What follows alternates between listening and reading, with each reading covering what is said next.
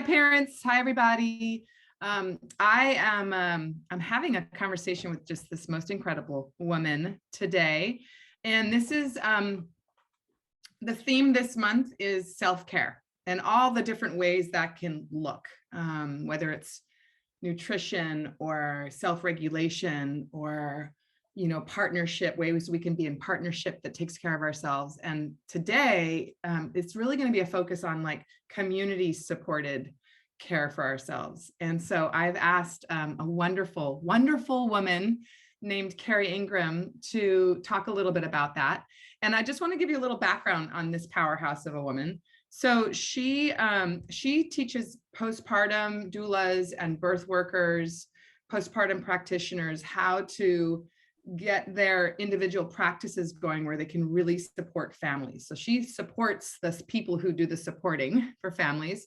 And then she also facilitates a parent-baby group, and she's been doing that for 9 years. And then aside from that, she's also been just working with families for the last 22 years. So just a lot of wonderful background and information that she brings to her work with families. And Kerry, one of the things that I love most about you, that I know about you, is that you're a biological mother of a little one, but you've also you identify yourself as a mother of loss, so that you're supporting families who have lost their little ones, and then you're also a foster mother, a foster parent. So there's this whole broad spectrum that you bring and perspective that you bring when you work with families. So I was just kind of curious about when you think about self-care for families, for mothers, for parents, what's sort of your angle? What are some of the things that you like to focus on? What a great question. Well, when I hear the term self-care, there's this feeling in me that feels like that time is actually squeezing me. Like how do I fit in this mythological self-care? So for me personally, and for the work that I do with new parents, I've kind of redefined self-care. And how I define it now is time, delegated time, and being in choice of how I spend my time. Mm-hmm. And of course, the work that I do is really about community care, but I want to kind of answer the first question about self-care first. And for me, self-care, what that really means to me is knowing what I value, knowing what is meaningful to me, mm-hmm. and then somehow choosing how to align my time with those values and meaningful things. So there's a bit of a process to that. So if I were to be, I'm speaking to your audience, which is new parents or parents that are in early parenting, that's where I would start, is really thinking about, and if you are partnered or have family or you're cohabitating with whomever, I would say, what are your values? What is meaningful to you? And take your time. Take your time, maybe write a list or just be in conversation about that. What are the things that feel valuable to you? Mm. And then what does that look like? What does that look like in real life? Maybe something that's valuable to you is being a good steward of the earth. What does that look like to you? Maybe that's spending time in nature. Maybe that's contributing your time to local parks, buying a park pass every year and showing up. And maybe there's a volunteer day. Maybe having community, having good relationships is meaningful and valuable to you. So what does that look like? Is that, saying yes to potlucks? Is that making a little extra portion of something and sharing it with a neighbor? Is it accepting help or helping. I'm trying to keep in mind that the new parents, you should all be just receiving right now, just receive. So I think that that's a place to start, is what's meaningful to you, what's valuable, and then what does that look like in the practical sense of activities. And time is our most precious, non-renewable resource. So let's really be in choice and in that powerful position of, how do I want to spend my time? And I know in those early parenting weeks, months, and years, it feels like I'm just reacting. I'm in response of a need, because everyone has their needs and babies have so many needs. Mm-hmm. So there's a lot of time giving. So that's why when you do have time, it's nice to use that discernment and have it aligned with what is most meaningful, so that, the idea of self-care can sometimes be commodified and commercialized, that it looks this way, but it looks so many different ways. So it's really worth exploring. God, that is so thought-provoking, because I think there's like this pressure to do self-care in the way that we're told, like, go get a pedicure or go get a massage, which for some people might really feel like self-care. If your value is like physical touch or connection in that way. But your point about, we are giving so much as new parents, that to carve out time as a counterbalance to give to ourselves, and defining what that is. And I was just on the phone with a mom the other day and I think there's a lot of, especially moms who especially bottle feeding or caregiving or breastfeeding moms, who feel that they have to be there for everything. And so I do a lot of coaching with moms about, no, actually you got to step away for 4 hours every weekend and let your partner figure it out with their baby, and really trust that everybody in the family has their own unique rhythm and way to be with each other. And it's important for especially new mothers to step away, or new parents to step away and not be engaged in the family just so they can be with themselves, as a form of self-care. Yeah.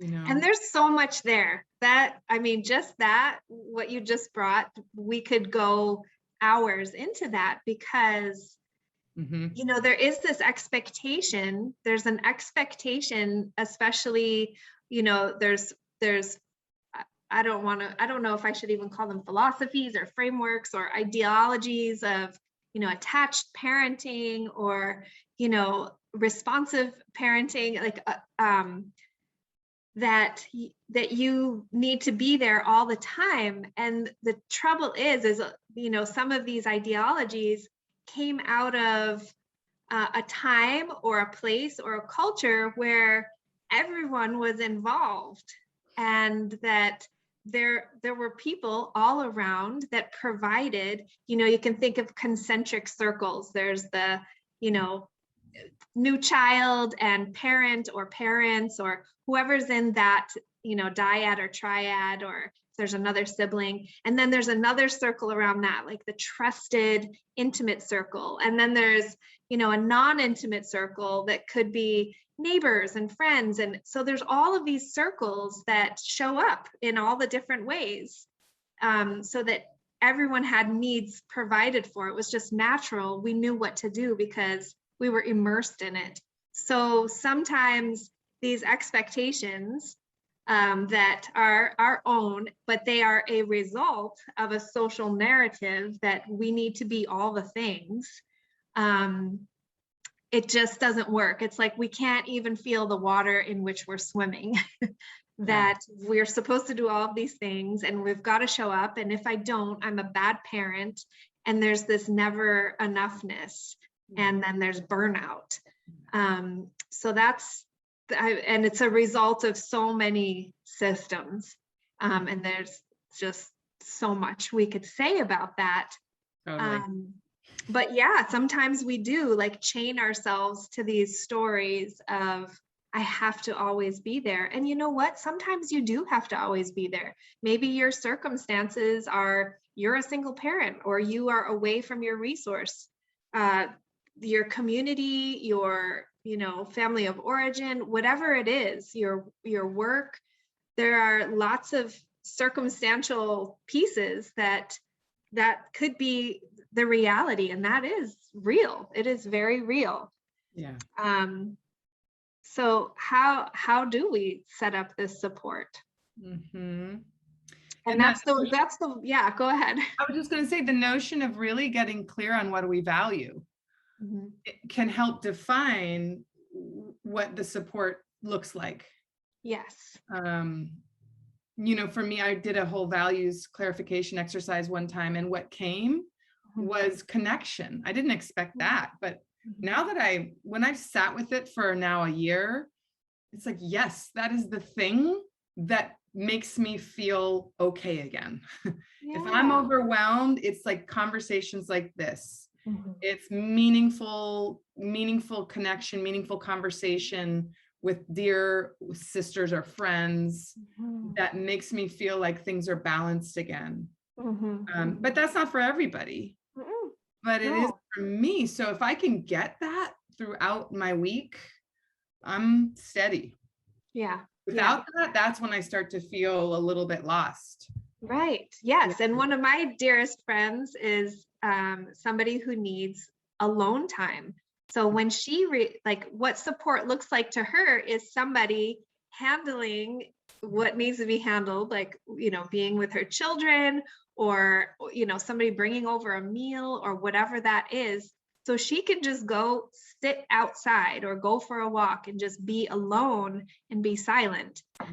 So figuring those things out, and then how do I get there? I actually had a discovery a few years ago that I'm really sound sensitive. And one thing, when I discovered that, I thought, gosh, what are ways that I can, handle this? So I invested in noise canceling headphones, and there are just times that I just put them on and breathe, and it feels so good. And, maybe that's something that somebody here is listening to. And I'll also be honest, when I had a foster baby here who would cry for sometimes 4 to 6 hours straight, an extremely loud and upset cry, I would put those on while I held her, and I would just be with her for those hours. But that was one way I could sustain myself, was putting on those noise. It didn't cancel the noise, but it toned it down a little bit so that I wasn't so frenetic in my energy, and I could meet her with a calm, loving energy. So, just thinking sometimes, there's the values, like, what are your values? What does that look like? And then another way I like to meet this question of self-care or designated time or care, self-love, is thinking of your senses. Like, what are those sensory pieces for you? Do you want to be touched? Do you want to hear, do you love like just hearing music or putting on that favorite dance mix? Or do you love fresh flowers in your home? Or, now's the time, just invest in those bath products that you love so much. Like, just go for it right now as much as you can. Like, bring in those sensory pieces, because you're giving so much. And that's one way to nourish yourself, those foods, those yummy foods. So that's another aspect, is the senses. And then, something that this is my work in the world is community support. And, finding those people So I both I facilitate a parent and baby group. I've been doing that for 9 years locally here in the Bay Area. And then I also teach other people all over the world with an online course how to do these parent and baby groups. And what I've found, which is really wonderful, is that in these groups, people make connections and they stay together. They stay together 9 years later. The people in the first group, helped last year during the pandemic with distance learning and pods and carpooling and childcare and, finding those people, being willing to just open the door. And especially when we feel the most vulnerable and imperfect, just opening that door to see that you are not alone. You are not alone in where you are, and being able to have that peer support and seeing, oh, okay, so this is what it looks like. Yeah.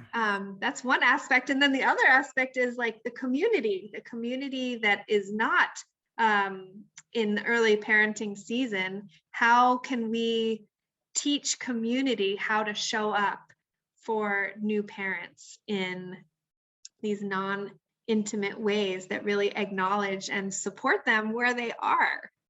Yes, it's true. I think historically, families were surrounded by family. That's just sort of how it was structured, is there were grandparents and aunts and uncles, and there was just, everybody was nearby one another. And now in this modern day, a lot of times it's one parent or two parents, but not a whole lot of like family, or both parents are working, or one parent is working and the other. So it's a totally different structure. So we have to intentionally create who's our community, whether it's dear friends and other parents in town, or it's trusted therapists and acupuncturists and nutritionists and that type of community, because it can feel so isolating. It can feel so confusing, and the internet is not community. I mean, it can certainly serve a wonderful purpose, but it's not as you said. You used the word like nurturing earlier, and there's something about that sort of community that can be so nurturing. When you're a new parent and really just trying to find your way. Yeah, there's nothing that replaces heart-to-heart, in-person connection, and having a person that you can text on the phone and say, hey, let's meet in the park, or hey, I made an extra, pot of soup. I'm just going to drop it at your front doorstep. Or, what do you need right now? Just checking in. And knowing that it's not some person, half the country away, but somebody that's actually in your neighborhood that is invested in community. It's like, that's who's creating community. And as time goes on, you're going to share experiences and have that sense of place. Yes. I remember I had two girlfriends who had babies of my daughter's age when we were new moms. And we would text each other every morning and said, I made it through the night. It's like when I saw the sun come up, okay, the night's over. We're going to start this day. I don't know how it's going to go, but it was like we were each other's invisible strings to say, like, I made it through the night. Did you? Yes, I made it through the night. Okay. It was just something about that text. It was like, I knew they were doing the same thing I was doing. Yes. We were all doing it together in different towns. And Right. That connection is really the antidote for, individualism, which doesn't work for new parents. It just doesn't. Boy.